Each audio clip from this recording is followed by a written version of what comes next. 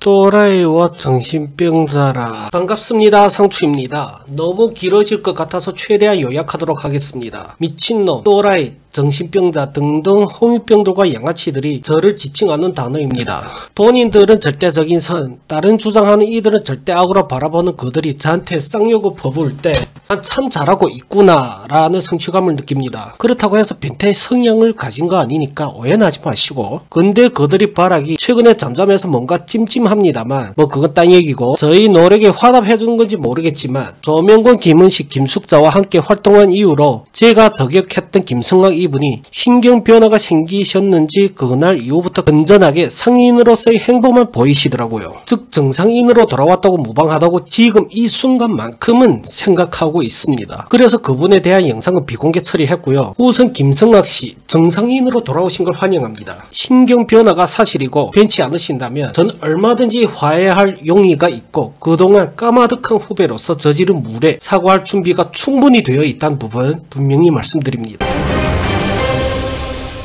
예전부터 저한테 어떤 계기로 이런 채널을 개설하고 활동하는지 여쭤보시는 분들이 계셨습니다. 사센치님 채널에서 언급한 부분 제외하고 몇 가지만 말씀드릴까 합니다. 일부 분들은 단순히 돈 벌려고 쇼를 하는 거 아니냐라는 질문도 존재합니다. 돈이요? 당연히 좋죠. 저는요, 돈을 너무나도 좋아하고 사랑하는 인간입니다. 개인적으로 돈은 이 세상에 존재하는 정의 중 하나라고 생각합니다. 물론 당연히 떳떳하게 번다면 말이죠. 그리고 돈에 대한 저희 신념 중 하나가 돈 싫다 혹은 돈을 중요치 않게 생각한다 라는 인간은 무조건 걸러야 한다고까지 생각합니다. 돈에 대해 거의 사랑을 넘어서 숭배에 가깝지만 단순히 돈 때문에 유튜브를 시작했다? 그럼 저는 진작에 접었을 거라고 자신합니다. 참고로 저는 심각한 큰병입니다. 제일 간단한 편집 프로그램을 사용하는데 처음 접했을 때 프로그램을 이해하는 시간이 남들은 길어봤자 하루면 이해한다고 하는데 저는 일주일 지나도록 낑낑거렸습니다. 그 뒤 완성한 첫 번째 영상의 퀄리티는 초등학생이 발로 편집해도 2시간이면 충분할 것 같은 영상인데 장장 2주 가까이 소요했습니다. 한마디로 총체적인 난국이었죠. 그런 퀄리티 영상들을 장장 6개월 동안 40개 가까이 게시한 결과 구독자 숫자는 12명이었습니다. 근데 이 중에 8명은 저희 지인들이란 거죠. 자, 그럼 여기서 질문. 돈 벌려면 최소 구독자 1000명, 시청시간이 4000시간 이상 되어야 하는데 당신들 같으면 무조건 돈에 대한 목적으로 할 수 있습니까? 영상 40개를 삭제하고 추가로 20개 비공개한 상태입니다. 총 60개의 영상 제작하는데 8개월 정도 걸렸지만 구독자 숫자는 제자리 걸음이었습니다. 이 정도면 접어야 정답이죠. 근데 왜 유지를 하냐? 여기에 대한 답변을 해드릴까 합니다.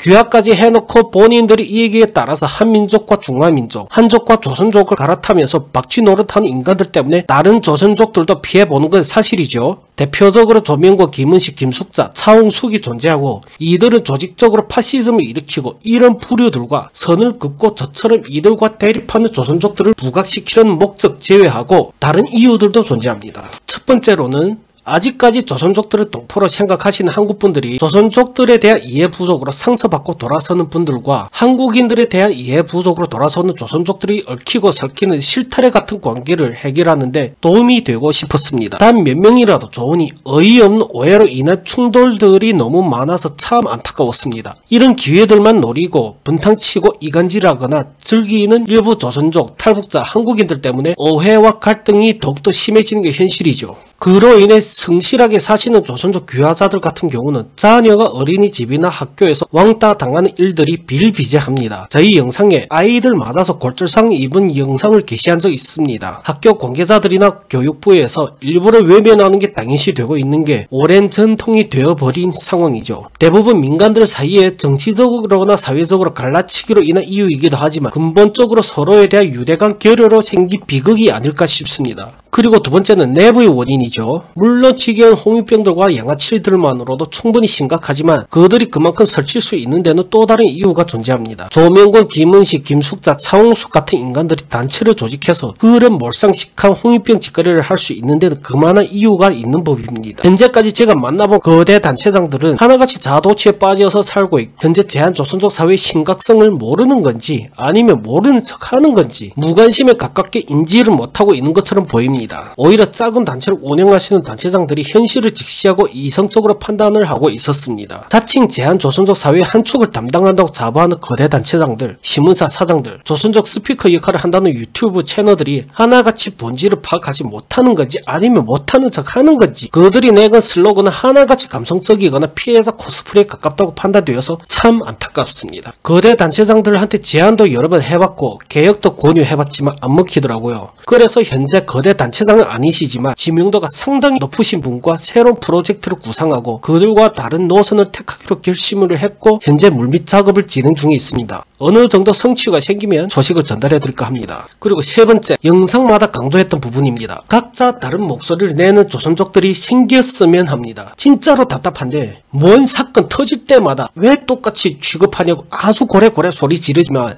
평소에는 한국인들한테 너무나도 똑같은 모습들로 비춰지는 게 너무 답답합니다. 만약 여태까지 조선족들이 평소에 다른 주장 혹은 본인들의 소신을 솔직하게 내비쳤더라면 차이나 게이트 사건 터졌을 때도 비난과 함께 들려오는 여론은 조선족들 덕분에 알게 됐다. 더 많은 양심 고백을 해주길 원한다. 늦은 감이 있지만 위험을 무릅쓴 양심 고백 감사하다. 이런 게 동포지 라는 일부의 여론도 생겨나지 않았을까 합니다.